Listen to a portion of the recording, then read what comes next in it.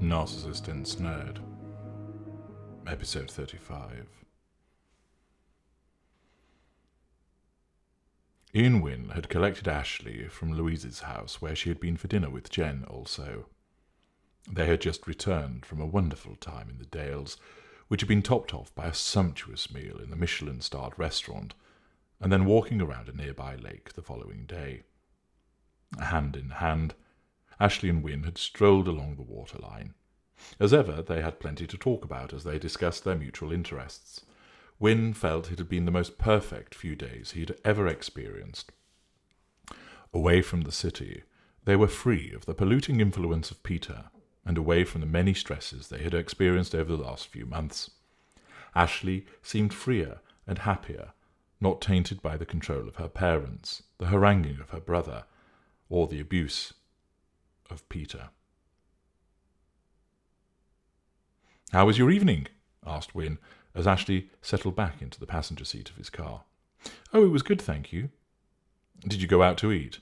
"Yes, we went to Romano's. It was delicious." "What did you have?"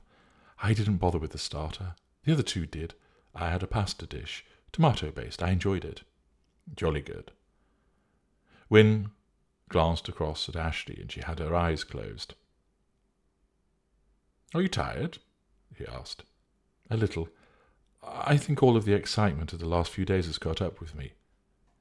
"Yes, we certainly pack a lot in, but it was fantastic."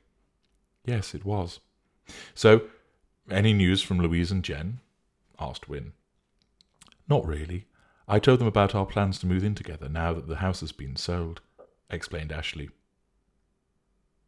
"Oh, yes. What did they say?"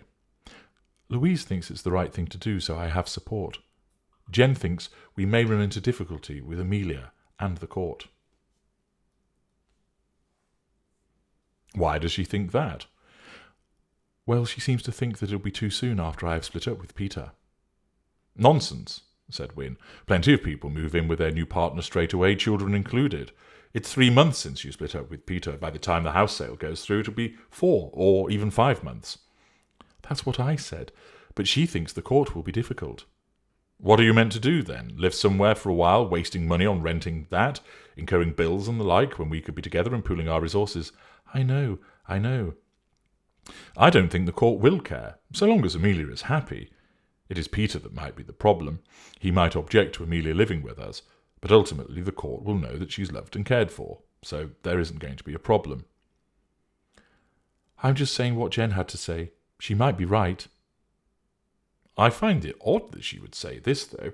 I thought she was supportive of what we were trying to achieve." "She is." "Not if she says things like that, she's not," said Wynne. "Well, I'm just telling you what she said." "I think she's wrong," remarked Wynne, irritated. He sometimes felt that Ashley was too ready to accept what somebody would tell her. She seemed to vacillate between what one person said, and then change her mind depending on what the next person she spoke to told her. He was concerned that she might waver if she heard too many voices, incorrect as they were, telling her to do something else. "Maybe. I'm just so tired." "Well, you settle back and sleep then," said Wynne, as they cruised along the near-deserted dual carriageway. 2 days later, and Wynne was arriving for a business meeting. He had driven across on a pleasant sunny day as spring began to make an appearance. He was confident of landing another account, and had just parked his car in front of the headquarters of a medical company. His phone chimed, and he saw that it was a message from Ashley. "I sometimes just need to shut myself off from everyone. It happens from time to time. Kiss, kiss, kiss." Wynne frowned. What does that mean? He toyed with calling her, but he didn't have the time. He decided against sending her a message, and instead put his phone onto silent and slipped it into his jacket pocket. He exited the car and walked across to the building. 2 hours later, after a successful meeting, Wynne emerged onto the car park again. He had secured the account and was feeling pleased. He pulled his phone from his pocket and saw that he had no text messages from Ashley. Wynne reflected on her earlier message. He just did not understand what it meant. Did she mean she did not want to talk to him, or was she just talking about everyone else? He opted to ring her. "Hi," she answered. "Hello, how are you?" "Fine. What are you up to?" "I've just finished my meeting. I got the account." "Oh, well done." "Is everything all right?" asked Wynne. Yes, all fine. Just working on a new proposal at the moment." "I got your message earlier. I was a bit puzzled by it." "Oh, I'm just letting you know that sometimes I need to distance myself from people. It helps me preserve my sanity." "What? Even me?" "Well, yes. Too much of someone is never a good thing." "Right. Okay," said Wynne hesitantly. "I've been thinking about the whole thing about us getting a house together, and Amelia. I have to do what is right for her. Jen is right. I think it is too soon for us to live together." "I see. I thought that was what you wanted. I thought you wanted a child with me, too." "Oh, I do. But that might not happen for a while yet. I don't even know if I'm pregnant." "The other day you said you thought you would be," commented Wynne. "Did I? I don't recall." "Yes, you did." "Anyway, I thought it would be better if I looked for somewhere for me and the children. You can, of course, come and stay with me when they are not there, when they are with him. We can integrate gradually, with you coming for tea and then maybe staying over one night when the children are there." "I see. What prompted this change, then?" asked Wynne. "Nothing, really. I was just thinking through what Jen had to say, thinking about Amelia and all of this. I've made an appointment tomorrow to view some houses. Will you come with me?" "I can't," said Wynne, feeling somewhat stung by this latest revelation. "I have work to do." "Oh, okay. I will go and take a look around myself, then. Amelia said she wanted to look as well, but of course she's at school. That's a shame, really, as I would value her opinion on them." "Well, you need to do what is right for Amelia. I won't stand in the way of that." "I didn't think you would. You are good like that." "How long do you think it will be before we can actually move in together, then?" he asked. "I'm not sure. Maybe 6 months or so." "I see." Wynne felt downcast. "I suppose it gives me more time to sell my property, though," he commented, trying to find a positive out of this dismaying news. "Exactly." He actually had no pressing need to sell the property, given his comfortable position, but he supposed it would be neater disposing of his also before they bought or rented somewhere else. It was a shame, as he had his heart set on the footballers' home that they had looked at just under a week ago. He felt slightly disorientated by this change of heart by Ashley, but reasoned that she was being cautious in respect of Amelia. He had to respect that. "Well, I'd better press on," he said. "I have a few hours' drive ahead of me." "Please drive carefully." "I will. Bye." Wynne ended the call. His delight at securing the new account had all but evaporated. Wynne suddenly awoke and turned. Ashley was sat on his bed and had placed a hand against him. "Ashley, what are you doing here?" he asked. It was Saturday morning. The previous day, Ashley had been viewing houses. He had been at a race meeting as a guest of a client. She had repeatedly telephoned him, resulting in him having to absent himself from the hospitality box, as she explained what each house was like and what she liked and disliked about each of them. That evening, she had gone to visit and stay over with the children at one of the former colleagues from Novobank. Her erstwhile colleague didn't actually live that far from Wynne. Ashley had messaged him a few times during the evening. He had been curious to ascertain whether she told this friend about their relationship.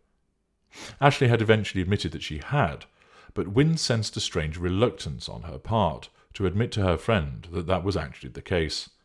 He had not understood why. Ashley now had let herself in and entered his bedroom whilst he was fast asleep. "Were you on the gear last night?" she asked. "No," said Wynne, sitting up. "Are you sure? You are acting strange." "What do you mean?" asked Wynne. "You sent some strange text messages when I was at my friend's house." "No, I didn't," he answered, perplexed. "Yes, you did. I think you were drinking and snorting." "I wasn't. I had a couple of glasses of wine whilst I watched a film." "Don't lie to me, Ian.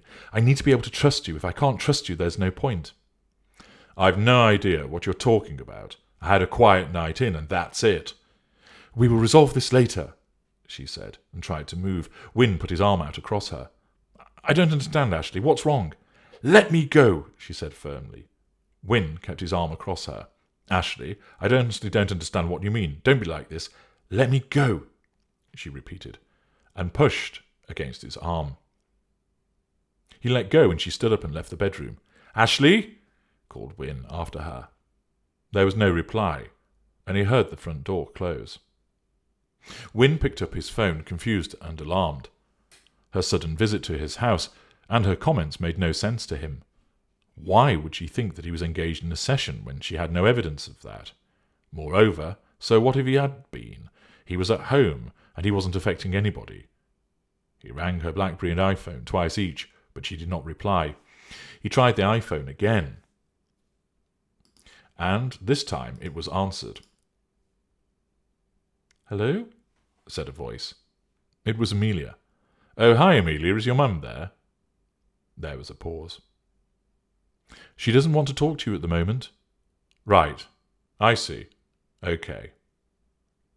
He put the phone down and then scrolled back through the messages from the previous night. Had he written something odd, but had forgotten about it? He checked through the messages. There was nothing strange in his messages at all. Nothing that could even be interpreted as strange. What was she going on about? Wynne paced his room perplexed.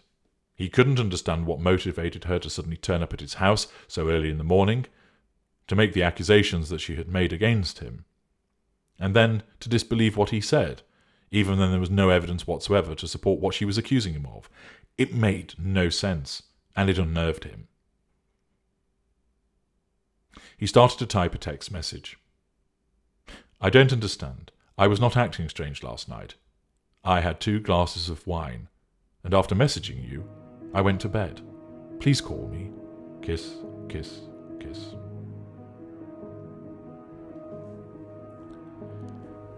He sent the message and waited.